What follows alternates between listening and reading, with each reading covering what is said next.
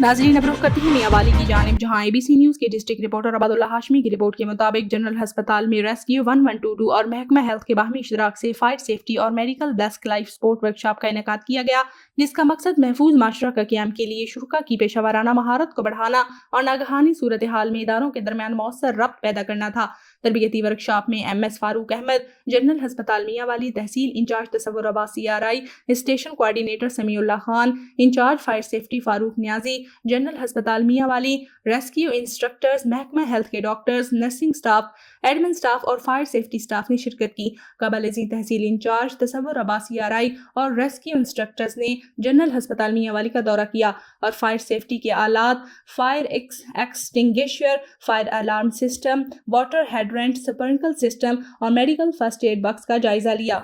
بعد ازاں fire safety, fire fighting اور بیسٹ لائف سپورٹ کی پیشہ ورانہ طبی امداد کے متعلق تربیتی لیکچر دیا اور ریسکیو کمیونٹی ٹیم کے ریسکیو انسٹرکٹر نے فائر سیفٹی اور میڈیکل بیسٹ لائف سپورٹ کی عملی مشقیں کروائیں۔